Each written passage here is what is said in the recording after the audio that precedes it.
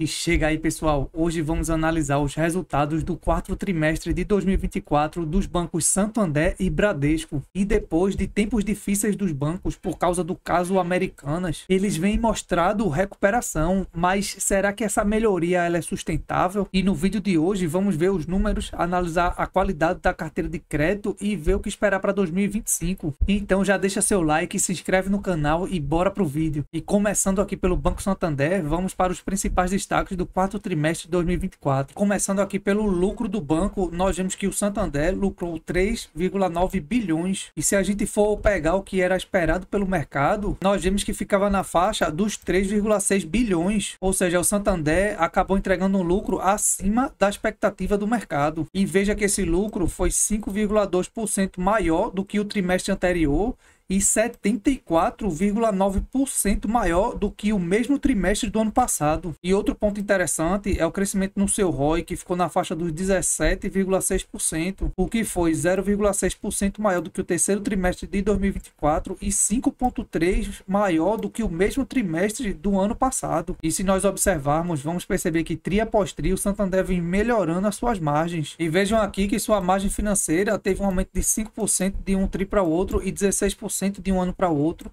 Suas comissões também cresceram, o custo do crédito ficou mais barato, os seus gastos cresceram acima da inflação e seu índice de eficiência vem melhorando ano após ano. E esse crescimento chama bastante a atenção da gente, investidor, mas nós temos que olhar além dos números do banco, porque se nós pegarmos o Banco Itaú, nós vamos perceber que ele tem um ROI de 22%. Já o Banco do Brasil apresenta um ROI de cerca de 21%, ou seja, a cada real investido, o Santander consegue retornar 17,6, o Itaú R$22 e o Banco do Brasil 21. E olhando aqui para o portfólio da empresa, nós vemos que o Santander é a maior financeira do país e é algo interessante, mas a gente percebe que é pouco comentado e mesmo ela sendo a maior, ela ainda conseguiu crescer 20% de um ano para o outro. Além disso, a sua operação com cartões de crédito teve um aumento de 15% de um ano para o outro e o interessante é que 88% são clientes do banco. Outro ponto é na parte de pequenas e médias empresas, que teve um aumento de 9% de um ano para o outro, saindo de 77 bi para 84 bi em dezembro de 2024. Já que na parte de pessoa física, nós vemos que a captação para pessoas no varejo teve um aumento de 41% de um ano para o outro. Já para clientes que usam o assessor do banco, o aumento foi de 66%,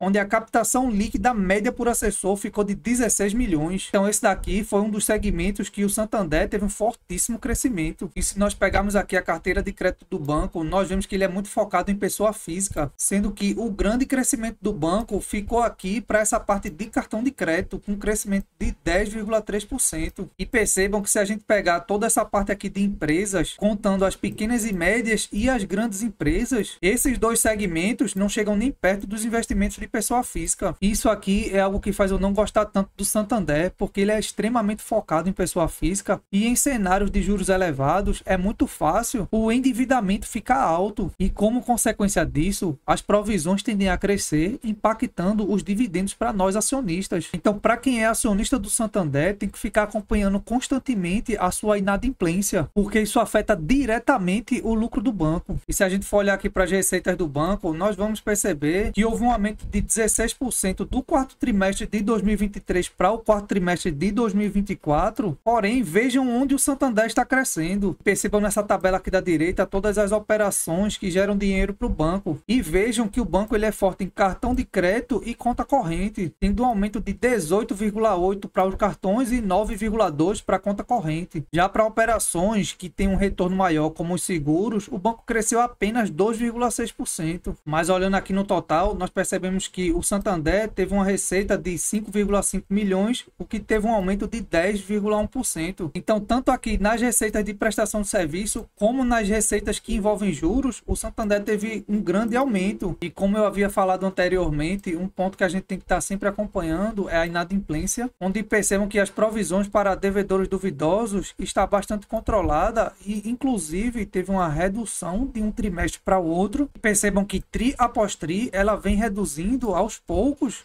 chegando nesse patamar atual. Além disso, a inadimplência acima de 90 dias vem andando de lado tri após tri, já que com relação às despesas, nós vamos perceber que de um tri para o outro, ela cresceu praticamente em linha com a inflação, mas em comparação com 2023, teve um crescimento abaixo da inflação, o que foi algo muito bom para o banco, e com isso faz o seu índice de eficiência ficar cada vez menor, e na prática, quanto menor esse número aqui, melhor. Então, quanto menor esse número, mais eficiente o banco vai se tornando. E olhando aqui para os resultados consolidados do banco, nós vamos perceber que na receita total, tanto aquela margem financeira e aquelas comissões que a gente já viu anteriormente, o banco teve um aumento de 14% de um ano para o outro. Já com relação ao lucro líquido, nós vamos perceber que aqui o banco surpreendeu, tendo um aumento de 47,8% de 2023 para 2024. E tem outro ponto que o pessoal gosta de olhar, que é o lucro antes dos impostos, onde nós vemos que de um ano para o outro teve um aumento de 99%.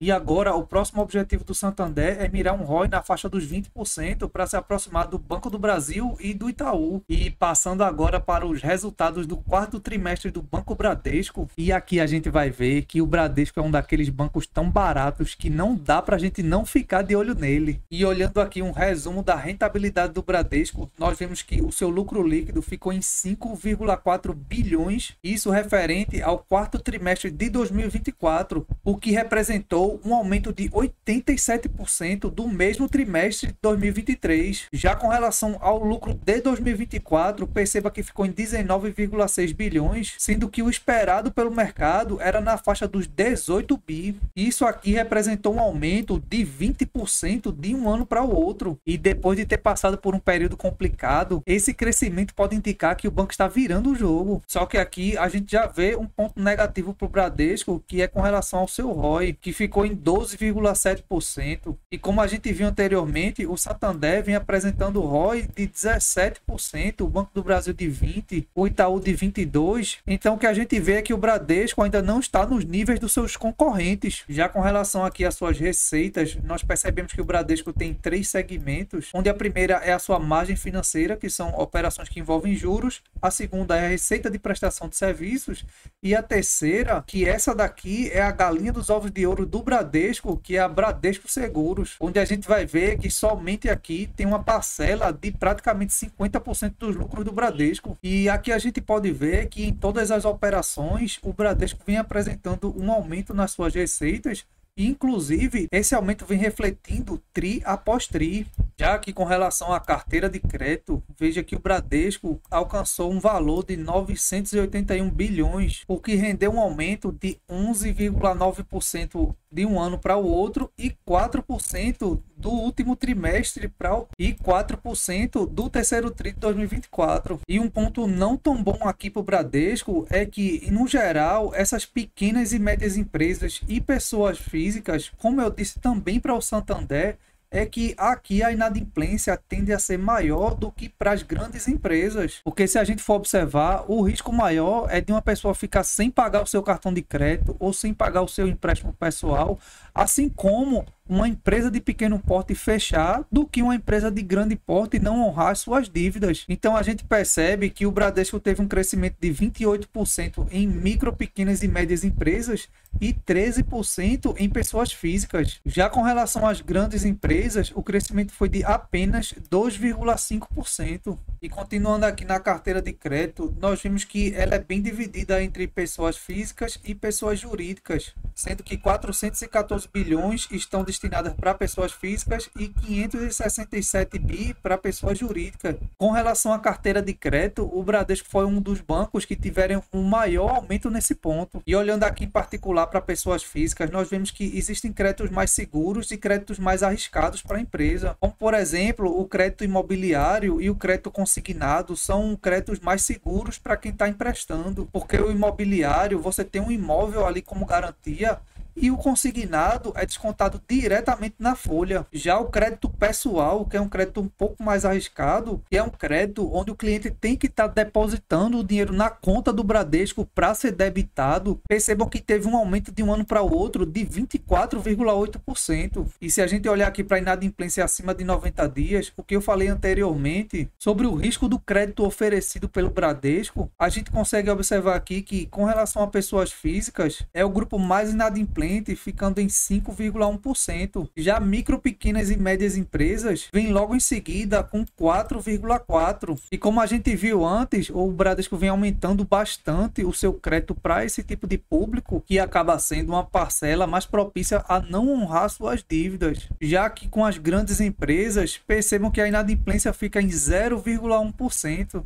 E são elas que puxam esse índice aqui total de 5,1 para 4,0. Porém, o que vai refletir a inadimplência do Bradesco será esses dois grupos aqui. Mas o que a gente pode ver aqui é que o Bradesco segue melhorando tri após tri, mas ainda segue pior do que o Santander, Banco do Brasil e Itaú. E como a inadimplência ela vem melhorando, isso impacta nos custos de provisões com devedores duvidosos, que saíram de 2023 de 10,5 bi em 2023 para 7,5 em 2024. Já com relação às receitas de prestação de serviços, nós vemos que no quarto tri de 2024 houve uma receita de 10,5 bi e, desconsiderando o aumento da sua participação na Cielo, houve um aumento de 5,4 de 2023 para 2024. E essas receitas envolvem todos os serviços que o Bradesco oferece, como operação de cartão de crédito, conta corrente, consórcios, administração de fundos, renda de cartão e sua assessoria financeira. E outro ponto negativo aqui do Bradesco é, olhando aqui para suas despesas operacionais, nós percebemos que ela teve um aumento de 8,1% de um ano para o outro.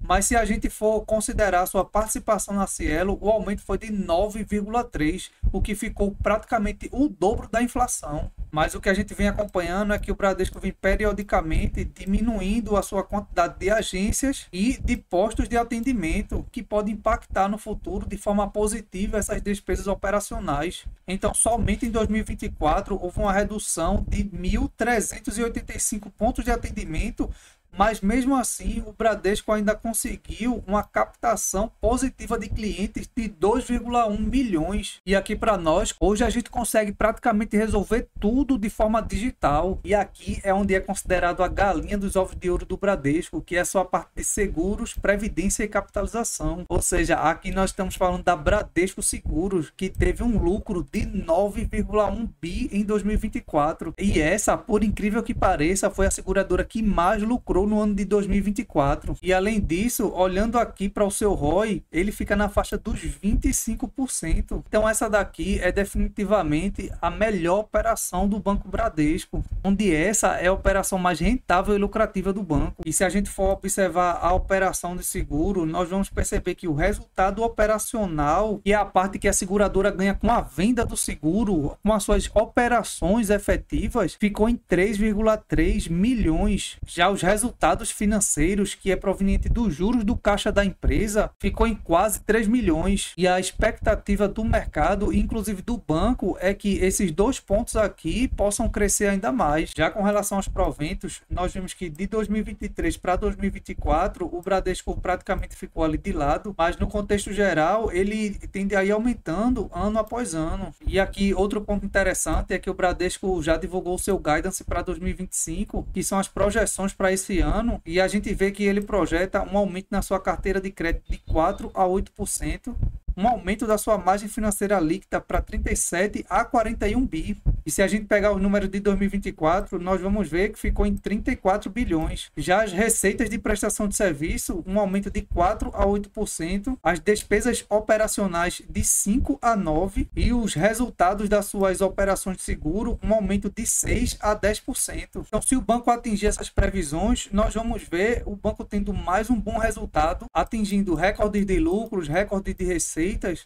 mas como a gente viu, há vários pontos a serem observados no banco, e uma delas é esse aumento com as despesas operacionais. E olhando aqui para a nossa planilha de investimentos, nós vemos que se o Bradesco permanecer de lado com esse lucro de 22 bilhões e mantiver o seu payout de 55%, nós teremos, considerando o preço atual, uma projeção para o dividend yield de cerca de 10,3% para esse ano, o que nos dá um preço teto de R$ 14,27 e uma margem de segurança de 29%. Já com relação ao Banco Santander, considerando um lucro esperado de 15,5 bilhões, se nós pegarmos a cotação atual, o dividend yield projetado para o ano de 2025 fica na faixa dos 8,3%, que nos dá um preço teto de R$ 31 na SAMB 11, nas units, e uma margem de segurança de 18%. Então o que a gente pode ver é que esses dois bancos passaram por momentos difíceis nos últimos anos, mas agora nós vemos sinais de recuperação. O Santander ele apresentou um crescimento impressionante nos lucros e das suas margens. Já o Bradesco, depois de um período turbulento, começou a dar sinais de estabilização, o que pode indicar um ponto de virada. E a grande questão é se esses bancos conseguirão manter essa recuperação. Mas para saber disso, nós precisamos vir acompanhando os próximos resultados dos bancos. Mas agora eu quero saber a sua opinião. Você investe em alguns desses bancos? Acreditam que Bradesco e Santander podem ser boas opções para 2025? E se gostou desse vídeo, deixa seu like, se inscreve no canal e ativa o sininho para não perder as próximas análises. E se quiser aprender mais sobre o mercado financeiro, confere esse vídeo que eu vou deixar no card aqui em cima. E lembrando que no primeiro comentário fixado eu vou deixar essa planilha de preço teto e projeções para você acompanhar as melhores opções do mercado financeiro. E vamos embora fazer o dinheiro trabalhar por nós.